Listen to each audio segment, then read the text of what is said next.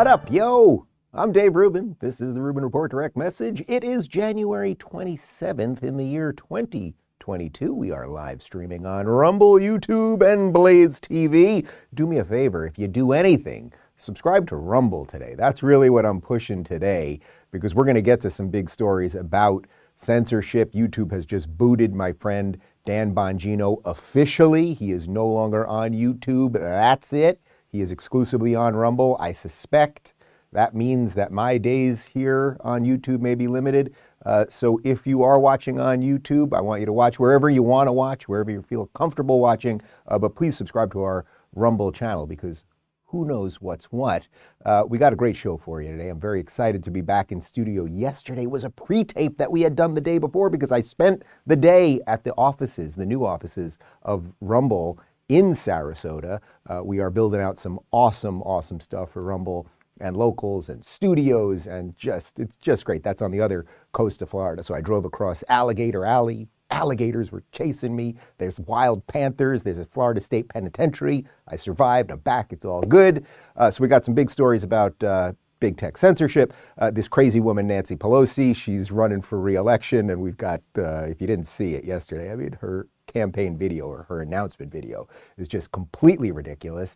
And then over there in Virginia, Glenn Youngkin, who fortunately won as governor of Virginia, CNN is not happy with him because he's for things like school choice and not having the state indoctrinate your children. Before I get to any of that, though, just two quick things just going on here. I woke up this morning in a very Florida style, because there was a lizard in our bedroom just next to the bed. There was a lizard right there. That is a very Florida type thing that can happen. And I was very excited. I was like, oh, there's a lizard here. I don't know how it got in, but how cool, fun lizard. And then after a few minutes, I realized that the lizard was barely breathing and it was missing a leg. It appears that Clyde brought the lizard in, ate the leg, put the mostly dying lizard on the cold tile. I then picked up the lizard with a sheet of paper, put the lizard outside. I'll check in on the lizard later. And for more on the lizard, join us at rubinreport.locals.com. And then one other thing, we have a whole bunch of people obviously working here right now helping us fix internet, and we're fixing some structural stuff at the house and building out the studio, and we're painting and all kinds of stuff. So we got roughly a billion, I think that was the exact number, people downstairs doing some stuff right now. But this morning a guy came in to help us out with some window stuff and some privacy stuff that we're doing. And I opened the door and big smile on his face. Oh man, you're Dave Rubin. I can't believe it. How you doing? Watch you all the time. Love the show. Watch you on Fox. And going on and on and on. And I'm not gonna say his name unless I'll ask him maybe later. He wants some promo on his business, which I'd be happy to do. But then started telling me his life story. His name is Carlos, and he runs a company here that he started out of his truck when he was 18 years old. He's had the company for 40 years, successful family-run business, and he was just going on and on. He's Mexican. He was going on and on about what America is all about, how people don't get it, they don't understand what they're fleeing, and how backwards everything is. And it was just so refreshing. It was so refreshing, which is just so consistent with everything that I've experienced in this last, month and a half roughly, of just so many happy, joyous people and that know what's right about this place. And that is why I'm here to keep Florida, Florida. All right, we're gonna get to all the stories, but I do have a new advertiser, and I've even got a bottle here. Can you believe it? If the last 2 years have taught us anything, it's that you have to take control of your health. You think? It's clear that you can't simply rely on the government or big pharma to protect you and your family. That's where Z-Stack comes in. Z-Stack is a specially formulated immune-boosting supplement that includes zinc, quercetin, vitamin C, and vitamin D, formulated by Dr. Vlad Zelenko, who I'm sure you guys have heard about. We've talked about him on the show, the world-renowned doctor that President Trump credited with his successful early treatment protocol and his decision to take HCQ. Z-Stack has been specifically formulated, is kosher and GMP certified, and is produced right here in the good old US of A. I just started taking it a couple days ago. I'm feeling pretty good, I have to tell you. That might be the Florida sunshine too. Now more than ever, you have to take control of your health and your family's health. Z-Stack is formulated to help combat any and all variants as well as the flu. Stay ahead of any potential future variants by preparing your immune system. Go to zstacklife.com/Dave and enter the promo code Dave to get a small discount off your first order. That's zstacklife.com/Dave, promo code Dave And now back to me. Okay, so the first segment of the show in our first probably 15 minutes here, we got to do some censorship stuff. There is a massive move. You know, there are times when you can really feel sort of the system, the machine, the mainstream thing really making a push to silence people, really making a push to shadow ban people, boot people, suspend people, whatever term you want to use. And the last couple of days, there's really been an uptick in that.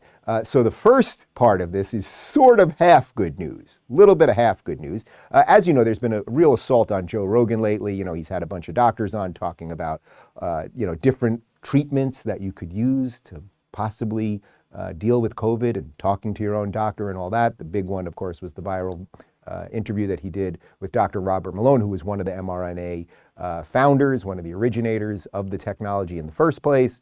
That's where this phrase mass formation psychosis really popped up that we've all been talking about. Well, any event, musician Neil Young has not been happy that Joe Rogan is on Spotify, and Neil Young is also on Spotify. We've got a quote here from Fox News. Spotify has noticeably kept mum amid news that Neil Young reportedly asked the streaming giant to remove his music. The veteran rocker fired off a public missive to his management on Monday, demanding that they remove his music from Spotify in protest of Joe Rogan spreading misinformation about the COVID-19 vaccine. Well, we have a little update that has happened just in the last little bit. Neil Young is now off Spotify. It did not work out as well. The Spotify people sat in a boardroom, bunch of people around a table. Guys, Neil Young, Joe Rogan, Neil Young, Joe Rogan, Neil Young. And they went with Joe Rogan. They went with Joe Rogan, and that is a great move. So I want to do a couple golf claps for the fine folks over at Spotify.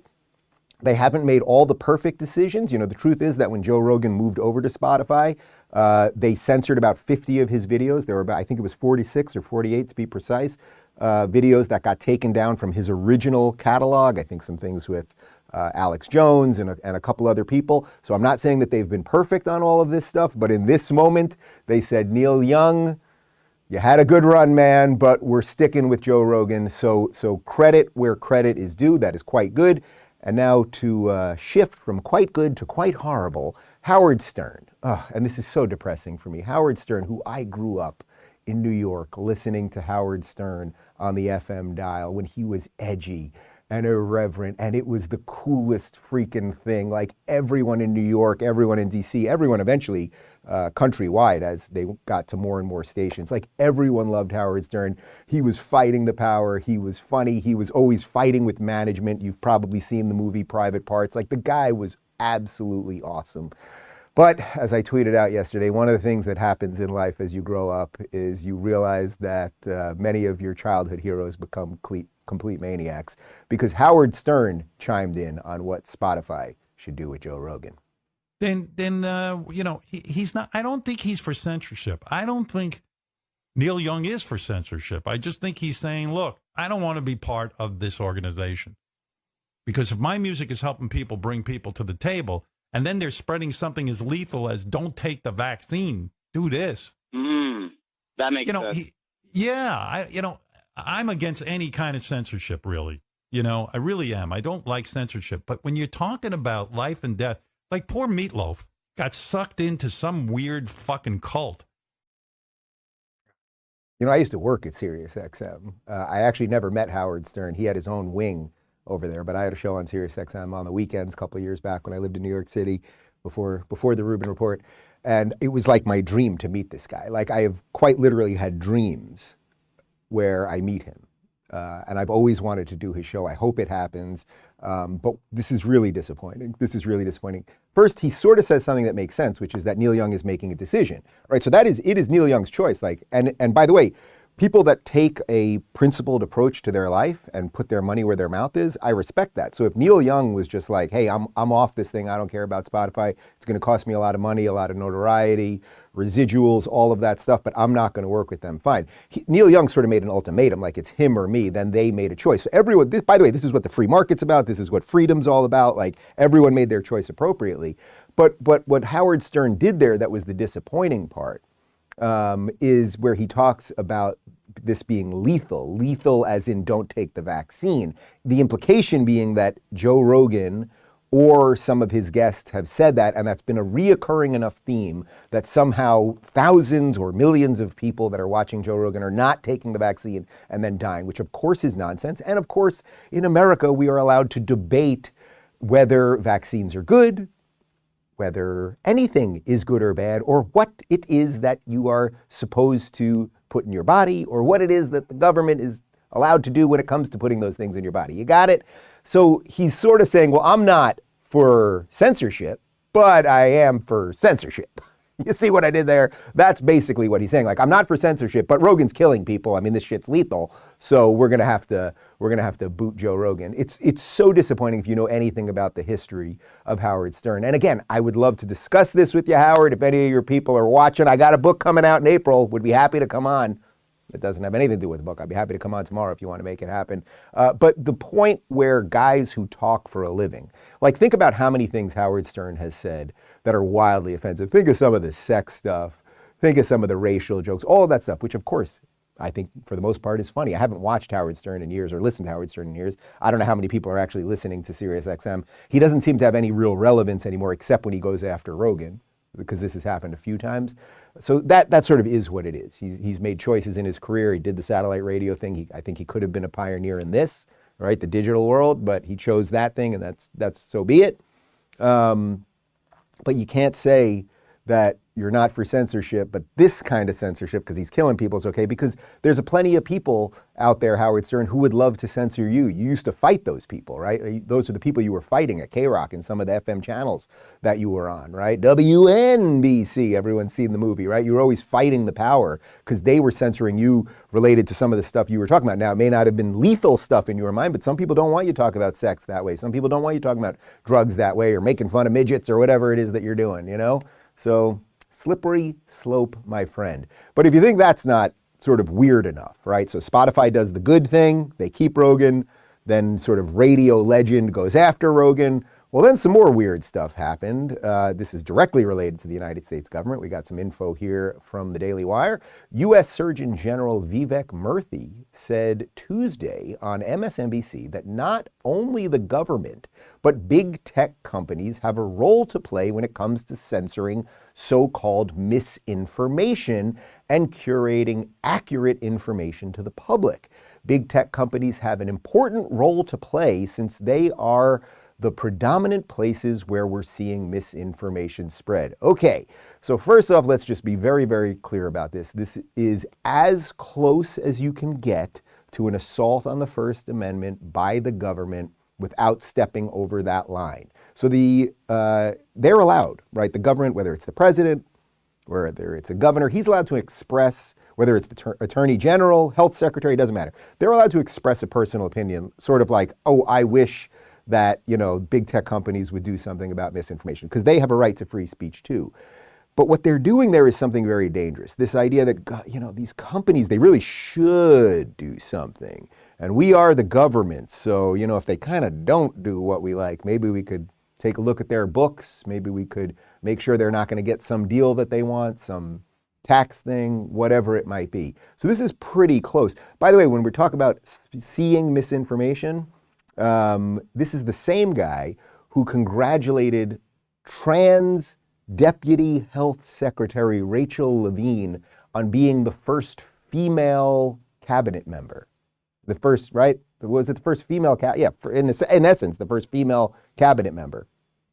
Except she's biologically a male.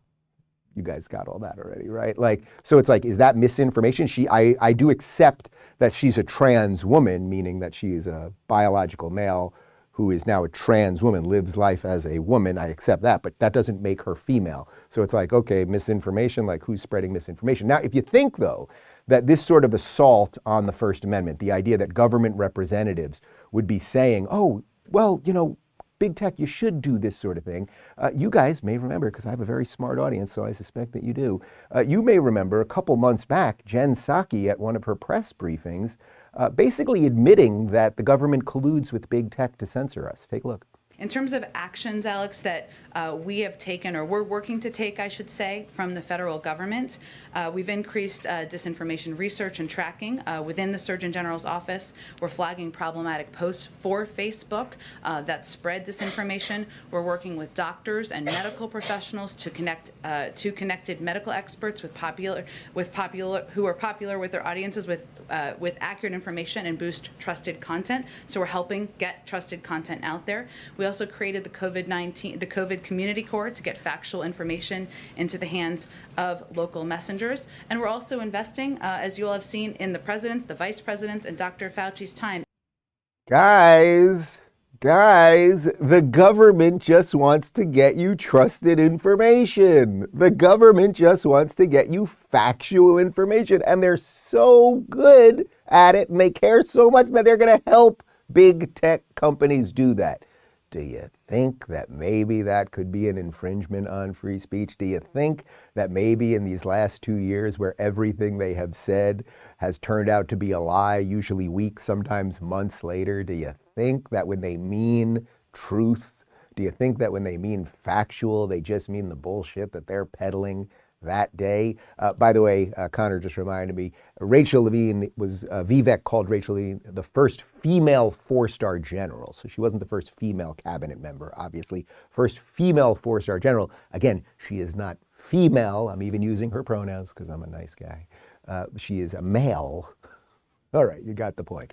So the government now has a track record here. We have all sorts of people from the government saying this is what big tech companies should do. And we know that I often talk about this. It's like we know that there are connections between big tech and the government.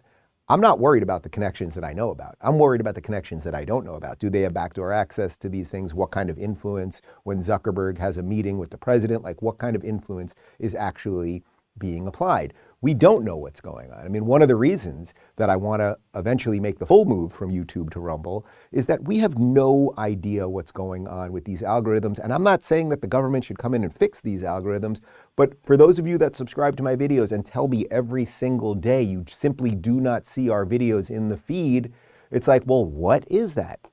I don't know. So we need better products. That's a little bit of a sidebar, but a nice segue into this final part of this segment. This is more from the Daily Wire, and this is on the Bongino censorship by YouTube. Conservative broadcaster and Fox News host Dan Bongino was permanently banned by YouTube on Wednesday, with the video sharing platform claiming that he attempted to evade a prior suspension. The evasion included Bongino uploading new video content to his primary channel, while a second channel used to share short video clips from his radio program was actively suspended due to YouTube's COVID-19 misinformation policy. Both of Bongino's YouTube channels have now been shut down, and he will no longer be able to create a new channel. Okay, so I'm not going to bludgeon you to death with this debate about private and public, and you know my feelings about whether the government should get involved and all of that stuff. We can talk about all that. But this is a massive escalation. Dan Bongino is huge. Absolutely huge. Millions and millions of people listen to Dan. Dan's a buddy of mine. He's a good guy, so I'm putting that out there. Like, you know, I have some stake in this, right? Like Dan and I work together at Rumble, so I'm being transparent on that. But Dan has tremendous influence.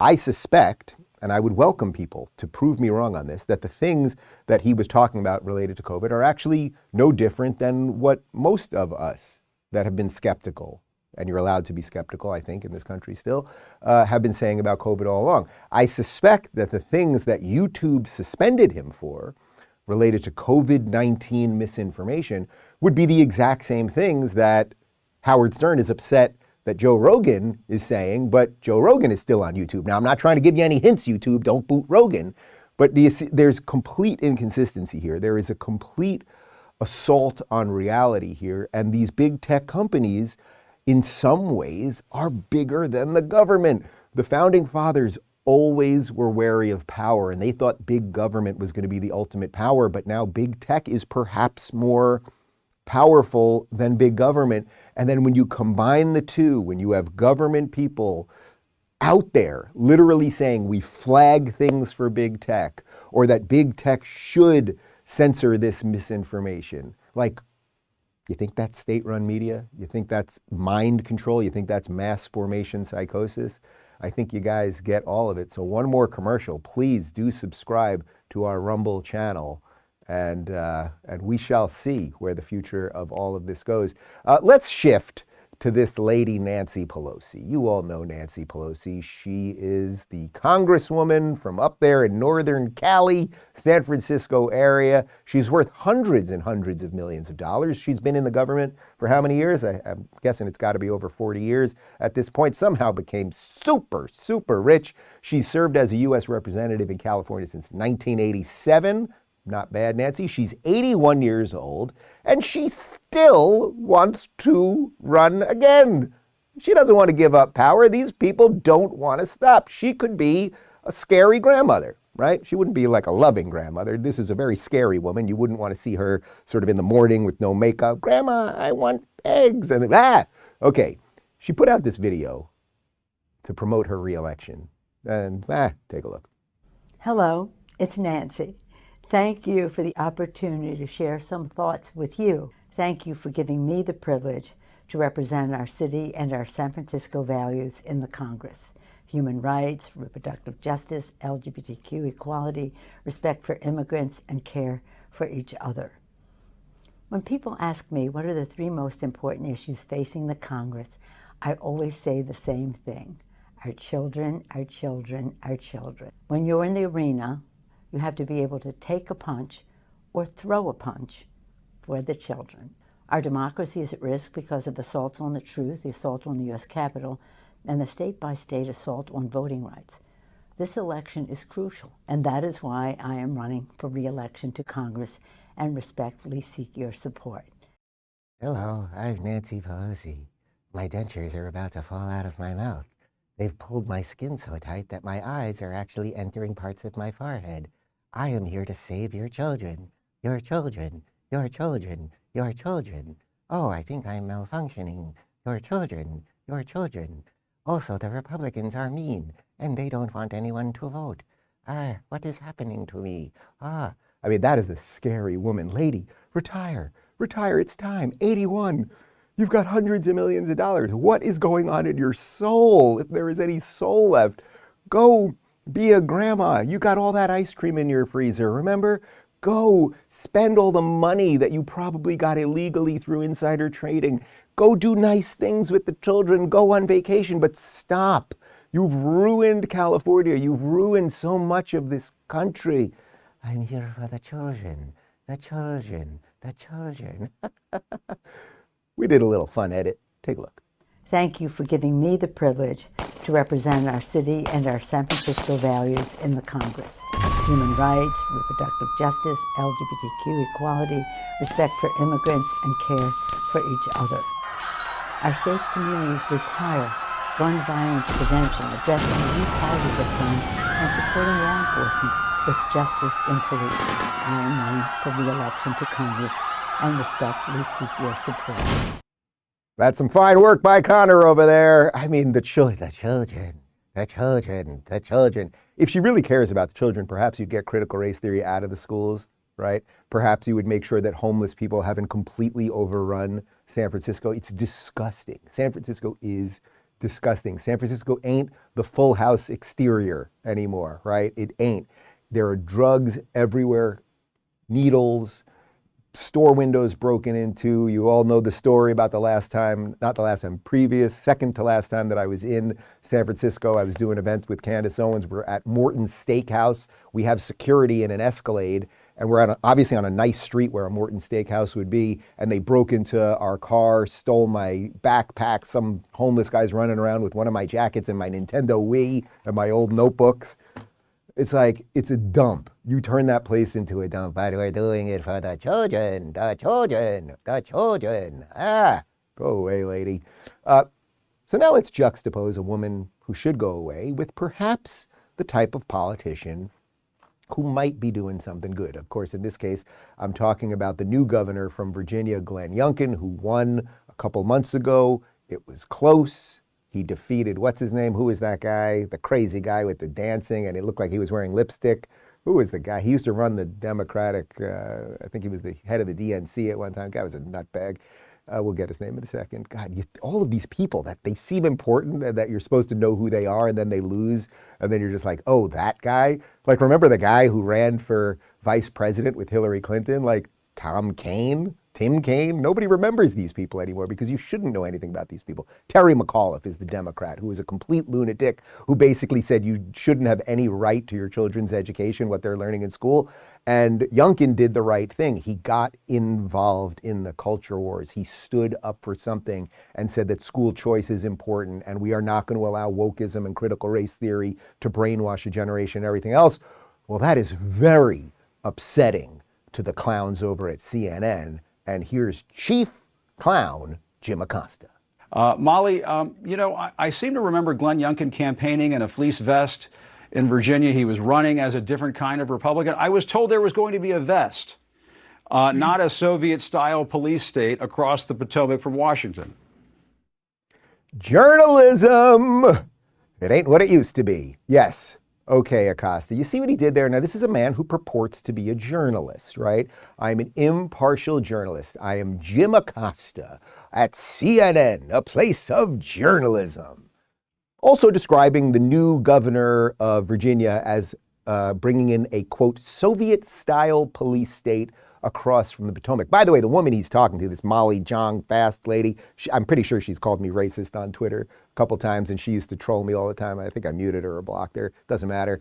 But you see what they do? Like, if you're just the average CNN person watching that, and you're just sort of blue-pilled and not really paying attention to what's going on, you'd be watching that, and you'd be going, oh my God, Jim Acosta's a bright man. He's a good man. And he just said that there's some sort of Soviet-style situation happening in Virginia. This Glenn Youngkin must be a really bad dude. Glenn Youngkin is literally forcing the schools to give choice to the parents. We all know about everything that happened there in Loudoun, Virginia, and all of the stuff. We all know all of the stuff, right? So it's like we can either choose what I would say are imperfect Republicans. I have no doubt that I will have disagreements with Youngkin, and he will most likely fail us in some ways. Of course he will. It's just how it is. Or we could choose Democrats that don't want you to have any choice in what your children are learning. And do you think that over time, if you don't have any choice over what your children are learning, and there are big tech companies that can force them to see certain things and not see other things, and then there's a government that can also influence those big tech companies relative to what they can see, do you think you might be able to actually change the way an entire generation, or perhaps even 2 generations of people can think? And do you think maybe you could do that in just a couple years? And do you think if you throw in a pandemic and sprinkle a little fear on top of it, do you think it might lead to, oh my God, where we are today? Am I nuts? You tell me. A couple comments from the locals community. And by the way, guys, if you want to chat along with the show, and we've got a couple team members in there during the chat, Phoenix, who we just hired, he left college to take a job with the Rubin Report. He's in there every day, as is Helen. A couple comments for you guys before we wrap up. Margot says, lizards can grow back their limbs, Dave. No worries.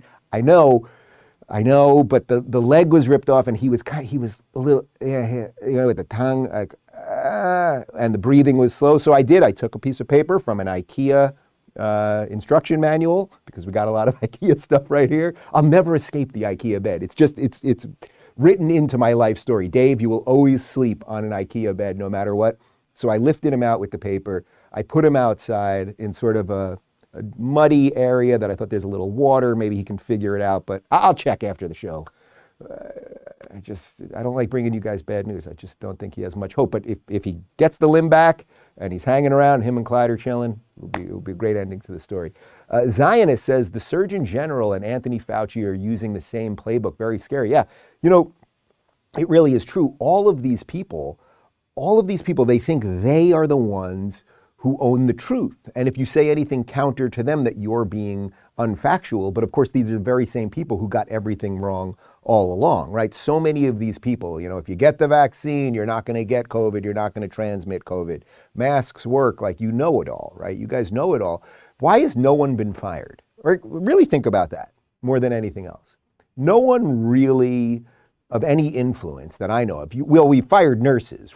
We fired nurses and doctors for exercising their own medical choice if they didn't want to get vaccinated, right? But why is it that no one in government, if really the COVID situation is as bad as they purport it to be, now I live in Florida, it's over, basically.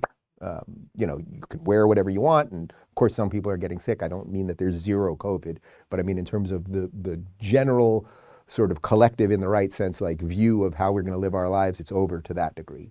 But if we went from 15 days to flatten the curve to 2 years later, we're still in this thing, wouldn't that mean somebody screwed up somewhere? Do you think maybe it was worthy of somebody getting fired? The janitor over at the CDC, you know, the electrician over at the NIH. But all of these people are still here, and there's no talk of getting rid of anybody. So no matter what they get wrong, it's not misinformation, and no matter what they get wrong, they stay. So it's a pretty good gig if you can get it, I suppose. Connor, this is from Helen. Connor is getting a lot of applause from the locals community for his Pelosi edit. That was some fine work. He actually did that yesterday. I was driving across the state, as I said, so I did not see it till, you know what? Let's play it again. Let's bring it back one more time. Nancy Pelosi. Nancy Pelosi. Thank you for giving me the privilege to represent our city and our San Francisco values in the Congress. Human rights, reproductive justice, LGBTQ equality, respect for immigrants, and care for each other. Our safe communities require gun violence prevention, addressing the root causes of crime, and supporting law enforcement with justice in policing. I am running for re-election to Congress and respectfully seek your support. Guys, I'm Dave Rubin, and thank you so much for watching the Rubin Report. I do it for the children, the children, the children. Part 2 of my interview with Marco Rubio, who's a senator from Florida, is up on YouTube right now. The full thing is up ad-free at rubinreport.locals.com. I'm fearing that my face isn't going to go back after this. Goodbye. I'll see you tomorrow.